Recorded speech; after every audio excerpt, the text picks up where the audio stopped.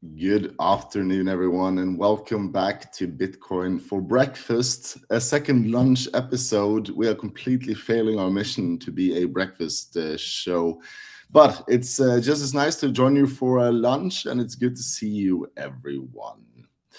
Good morning, good summer, good afternoon. Smash that like button, as Joffel is reminding you all. Today is a very cool episode because we're going to be having our first guest of Bitcoin for Breakfast, and we have a homegrown Norwegian, Andreas Harding, who has just launched his brand new Bitcoin podcast, 21 Thoughts.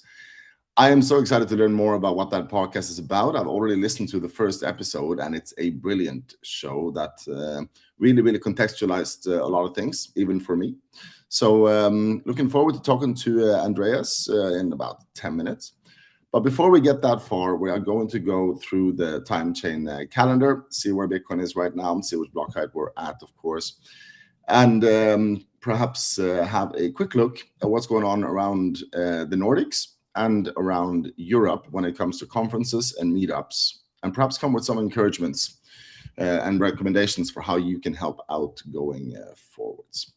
But as always, before we get that far, I have to take a moment and make a recommendation of one of my absolute favorite services, which is Satsback.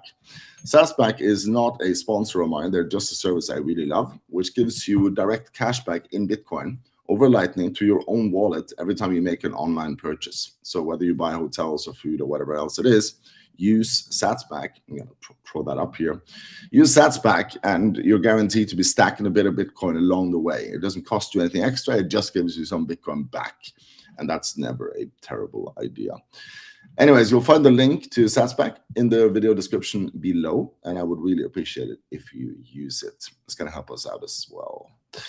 All right, that's literally all we have for sponsors right now. If you want to support Northern Lightning or this show, you will find some suggestions about how to do so in the bottom of the description. Everything from boosting our Discord server to becoming a member to making a donation is extremely helpful as we gear up towards the next halving.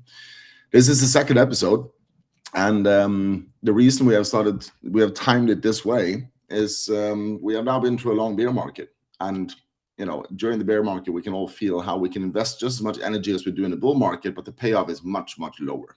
And sometimes it's literally negligible to the point where the effort is simply not worth it. So we've taken a pause and recharged our batteries, but now we are about 3/4 of a year away from the halving, and it's about time to prepare ourselves, our own stacks, and the community at large for what's about to happen. Okay. Moving on to the time chain calendar, we are now at block height 798,380. That's 3 minutes ago. The current exchange rate is $30,725 per Bitcoin, which gives us a Moscow time of 32.55. You get 3,255 Satoshis per dollar at the moment, which is still a pretty good deal, one has to say, huh? It's a privilege to be able to stack that many sats per dollar for this long. So seize it while you can, because the fourth epoch is coming to an end, and the subsidy will be halved next year, probably end of April, which traditionally leads to a supply shock and a not so fortunate exchange rate for the SAT USD stack that we would like to do. All right, cool. Moving on. There is only, as far as I know, a single Bitcoin meetup going on in Scandinavia that I know of. That does not mean that that's true, but that is a encouragement again to everybody to let me know if you know about Bitcoin meetups in the Nordics. That's Norway, Sweden, Denmark, Finland, or Iceland. Do let me know. I would like to add the link to the video description that we have so that we can use our platform to build those meetups, whoever they are. And the first meetup that I would like to recommend is Varberg Bitcoin meetup in Sweden. That's going to be on the 29th of July. So you got some time for that. If you haven't been to Sweden yet, maybe it's a nice time to pop by Varberg. I don't know where that is exactly, but I'm sure it's in a beautiful location. Let's zoom out and see where that is. So that's on the west coast of Sweden, just south of Gothenburg, between Gothenburg and Copenhagen. If you're in the area, check out the Varberg meetup on the 29th of July. And let me know if you know of any other meetups, or if you'd like to organize your own. Say hi and I will help you out. It's really easy, and you already have a platform through us. Hello from Hungary. Are you on holiday or do you live in Hungary this century? I see you write this in Norwegian, so I assume that you are traveling, but maybe you are studying in Hungary. Tell us. All right, cool. We have 3 big conferences coming up. There will be referral links added to the description below soon, but I'd like to let you know that there are 3 big European Bitcoin conferences coming up that I will be attending, possibly speaking. And the first one is Baltic Honeybadger. They have now taken on the motto of being the most OG conference in the world, and they may very well be right. I have never attended the Baltic Honeybadger, to my great regret. This year is my first attendance. I will be speaking this year. But a lot of other people, a lot of my friends have been there and have been raging wild about how great this conference is. It's a very intimate experience. It's a very high-level experience. A lot of the greatest minds and speakers in our space will be there, but in a space that is much smaller and more intimate than, for example, Bitcoin Miami or these American conferences. So a great opportunity to have very high signal quality conversations with the people that you want to hang out with. Really recommend going to Baltic Honeybadger. In the German community, they are organizing the biggest German-speaking Bitcoin conference in the world in Innsbruck. Even though it is German-speaking, it is quite welcoming to an international audience. And Innsbruck, of course, is a beautiful town. So if you haven't been yet, I recommend coming to BTC 23. That's going to be on the 14th to 17th of September in Austria. I have not yet been booked in there, but I intended to attend if I can squeeze it into my family schedule. Innsbruck is an awesome place. And finally, Bitcoin Amsterdam is back. That's the 2nd year. I was a speaker there last year talking about Bitcoin and the Reformation. They are back for a 2nd year this year. These are the same guys that's behind Bitcoin Miami. So you know you're going to get a big professional conference. I'm excited to see what they learned from last year and how this conference is going to evolve. Because now, as you see, we have really, really high quality competing conferences going on in Europe. Not to mention BTC Prague, which in my view was possibly the best conference I've ever attended, which just ended in, you guessed it, in Prague. So yeah, these 3 conferences are coming up. Check them out and get yourself a ticket if you haven't yet. There will be discounts added to our descriptions as soon as possible. So if you want to wait a little bit and then use our codes, that's also very cool. But I hope to see you all there. Okay, cool. That's all I have for the updates on Bitcoin and conferences and meetups for this week. Do pop me a message if you know about more stuff that I should be adding to these updates so that we can grow it over time. Oh, cool. Living in Hungary. Met you in Prague. I am a Norway fan. I used to learn Litt Norsk. That's cute. I was planning to move up there a couple of times, but I ended up staying at home. Yeah, Norway is a nice place to visit, not such a nice place to move to, perhaps. It's certainly quite a culture crash. I love Hungary. I love Prague. I love the freedom that Central Europe affords us. But that's cool. I don't remember your name as Decentry from Prague, but it's nice to meet you again. I hope to see you soon. Okay, cool. I am going to show you a brief little video, and then we'll be back with our first guest of the first season of Bitcoin for Breakfast in English, Andreas Harding, with his brand new podcast, 21 Thoughts. Now, let's see. Let's just show something nice and funny that you all enjoy as a little breather in between here.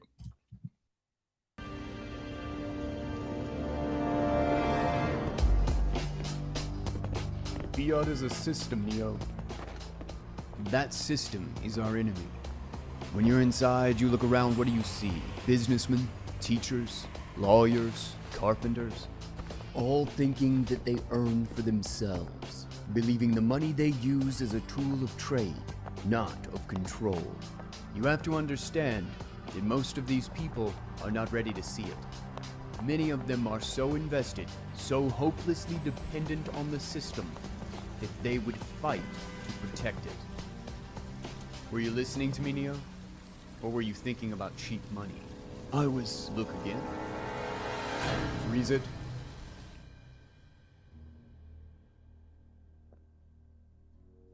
This isn't a free market? No. It is a system designed to do one thing. Take power from us and give it to them. Who are they? Cantillionaires.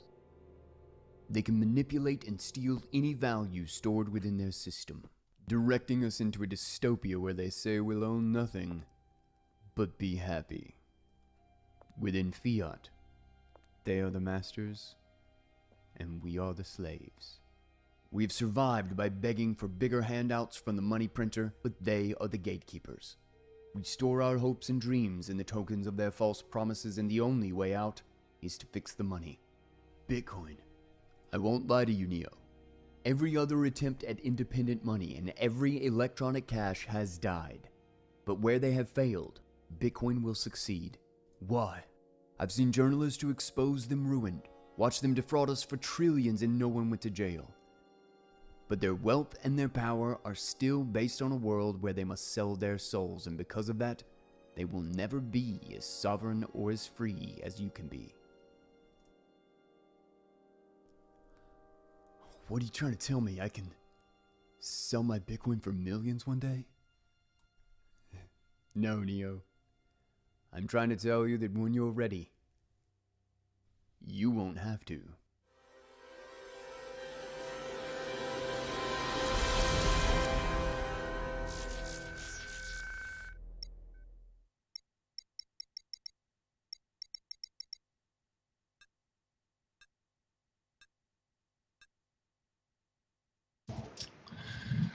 A classic video there that we all have enjoyed for years. Hello, Andreas. Good to see you. Hello, Eric, and thanks for the invite. It's been a really big surprise and not planned at all, so I'm not sure what to say. Thanks. Thank you for letting us interrupt you in the middle of your working day, and congratulations on your new podcast. Yeah, thanks. That's awesome. It's been a really strange morning, I must say. Yeah, did you get some feedback already? I already listened to the first episode, and it is really, really good. Well done. Yeah, so what's the much feedback nice, good feedback already. And I stayed up quite late yesterday, just finishing everything and putting it out early this morning. And yeah, it's just been so crazy. So I'm not sure what to think. I'm a bit nervous and glad and excited. So many feelings. Well, it's well deserved. I mean, what's the motivation for starting this podcast? I know you've been interested in Bitcoin for a long time. Yeah, I have to say that my main motivation is to simplify and break it down in what should I say, terms for everybody to know and understand. Because for me to learn about Bitcoin and all the terminology and everything in the finance world is so difficult, you know. So Yeah. I just try to filter it through my background as a plumber and as another academian type, you know. So I guess that's what it is, and it's so important for me as well to take it seriously now. So, I mean, the episode is, you say you're not an academic, but you are extremely well versed and read. When I can hear that through all the content that you made in this episode. But you are, as you say, a plumber. Like, what do you? What is your normal life like? It's a very based life existence. What's the context? You know, it's like right now it's like being schizophrenic because now I'm a plumber and once in a while and especially in the winter time I'm a Wim Hof instructor teaching people how to deal with the cold and extreme weather. Amazing. And also now I'm a Bitcoiner, which is deeply in my core, you know, and I'm just feeling like I'm living three different worlds and Do you think these things connect at the same time somehow? yeah, definitely. Because the craftsmanship from the plumbing is just proof of work all the way, but it's really not soul food for me and has never been the soul food. So that's why I just continue to build out, what should I say, my education. And yeah, I needed some intellectual, what should I say, Outlet. yeah, outlet as well on top of everything. So that's what it is. And yeah, as I told you in or as I told in the episode which I have released now, this project started like a humor-based type of podcast for 1 year ago, and it just felt so wrong now, because I think the world has been moving towards some, yeah, been too much stuff going on to just angle it like a funny piece and a funny podcast. So I really just wanted to break it down and bring more depth to it, you know. Tell me more about that. How do you see the world going, and what do you feel has changed in the last year? We really, as I guess, the middle class is really feeling now, really feel it, everything with the inflation and prices going up, and they have to choose from electricity or holidays, I guess, and we just see everything in the society, almost all over the world, is moving to more tightening, you know. And it don't has to be like this. We have other possibilities, and I want especially politicians to understand and notice and start to see other options as well. And that's, I guess, why I'm doing this. I want to change the world into a better place for all, you know. So are policymakers and decision makers like a particular audience that you're targeting with this podcast, or have you thought about that? Like, who are you making this for? Hopefully, I'm appealing to a wide audience of both the middle class and maybe to politicians and financial people as well.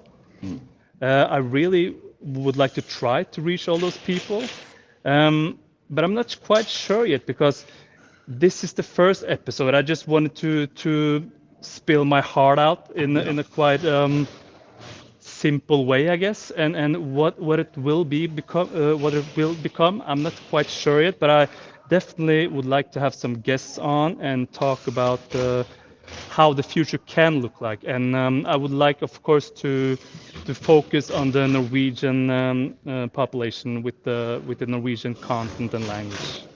So there are a lot of Bitcoin podcasts and a lot of smart people sharing their thoughts about Bitcoin, but Yep. you integrate Bitcoin into your life in quite a few ways, as far as I've understood. Tell us a bit about that. Like, how do you use Bitcoin in your business and your personal life? If you want to, you could buy plumbing or services from me in Bitcoin if you would like. Then you will get a discount on that service. And also, I meet a whole lot of people every day, especially workers from many different countries, and they are actually struggling extra right now just because of the difference in the Norwegian currency, changing it over to the euro, you know. Right. So I'm always constantly meeting people having a hard time, and I'm always like mentioning Bitcoin, making it not so scary, you know, just teaching them how to download a wallet and maybe send them some sats, and how their journey will become, I'm not sure, but I meet a whole lot of people from all layers of society, rich people as well as poor people, you know. Right. So what do you think is the best way to help the people that you are in touch with Bitcoin? What do you think is the easiest way to get them on board with it? Is it this exchange rate thing that is the biggest touch point for people, or are there other avenues? I'm just feeling it that my best thing is just be so calm and confident and have an optimistic look on life and what Bitcoin could give us. So when I speak to people, I think maybe some of that to just transfer, you know, the confidence and the humbleness as in the same time, because I'm not caring about the Bitcoin going to the moon and buying a Lambo, and I'm going on the plumbing job every morning and living my life and struggling in the fiat mining world as well. And but I think I'm rock solid on this, and I'm never or nothing has ever been able to change my mind so far, you know. So I just have a big confidence in Bitcoin and what it could provide for people. Okay, I have one last question for you, but before I take that, where can people find you? How can they follow you? I understand you also have a cold power plant. Was that what you call it? Yeah, Tell us yeah. about that and Yeah, how people this can. is my Wim Hof center where we have all the cold exposure and breathwork sessions and courses and everything. And it's in Norwegian, Kuldekraftverket. Well, add a link And to that.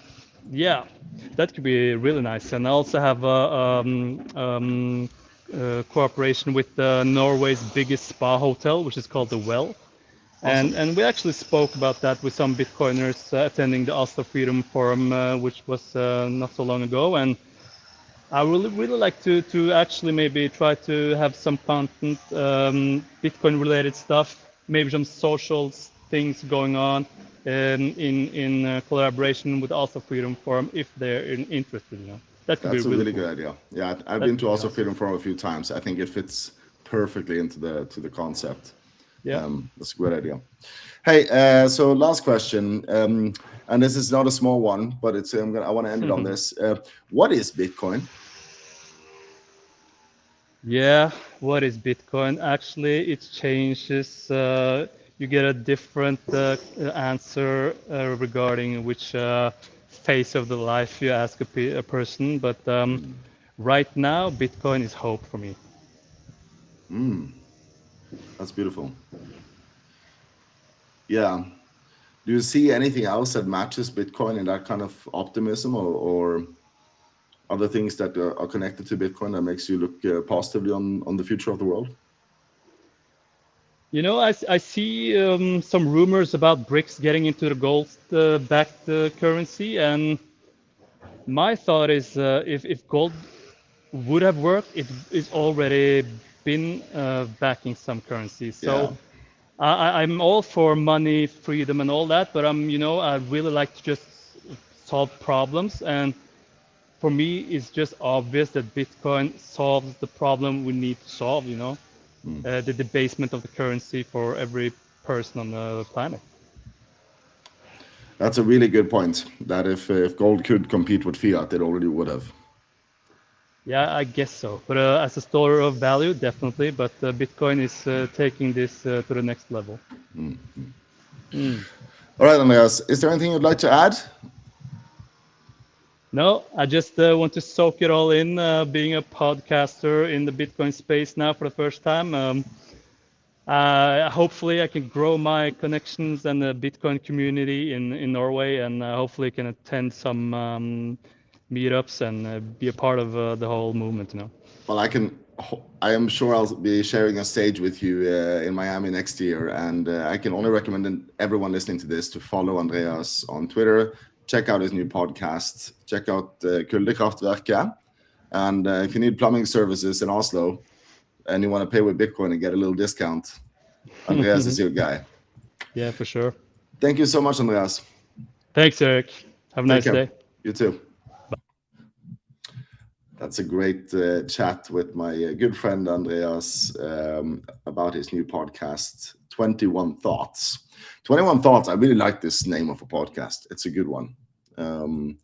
We internationally, we may have a lot of think boys, but in Scandinavia, and from that perspective, we definitely need more philosophers, and we need more thoughts. More than 21, but the context is good. All right. Awesome. I've already mentioned the different meetups and conferences coming up. If you want to be more active in Kongeriket, make sure you jump into our Discord. You will find a link to the Discord as well in the description. It is categorized by different parts of the Nordics. So whether you're Swedish, Norwegian, Finnish, whatever, you can join your own little sub chat.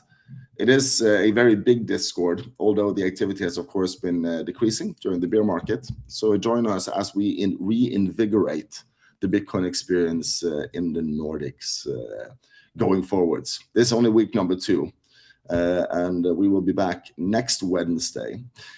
And I can already tell you that next Wednesday we have a fantastic guest coming on the show. For those of you who haven't read it yet, Fraudcoin is one of the sensations of this year's Bitcoin literature. It is technically not a Bitcoin book. It's a book about inflation. I'll put that up for you here.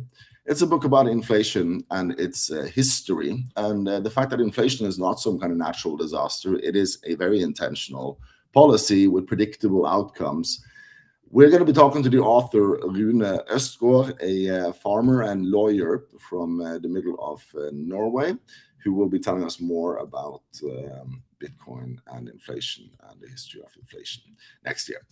That show will be at 8:30 in the morning by Rune's preference. So be back next Wednesday, 8:30 in the morning. Until then, I think I've remembered to mention everything I wanted. So until then, take care of yourself, take care of the people you love, and have a really, really lovely end of your week. Send me a little goodbye message in the chat. That's very nice and heartwarming. I always like that. All right. See you next time, guys. This podcast will now be on Fountain and all these other places. So if you don't have time to check it out here all the time, or you want to use some other apps, check it out on Fountain and Spotify and whatever else. And yeah, once again, see you next week. Ciao.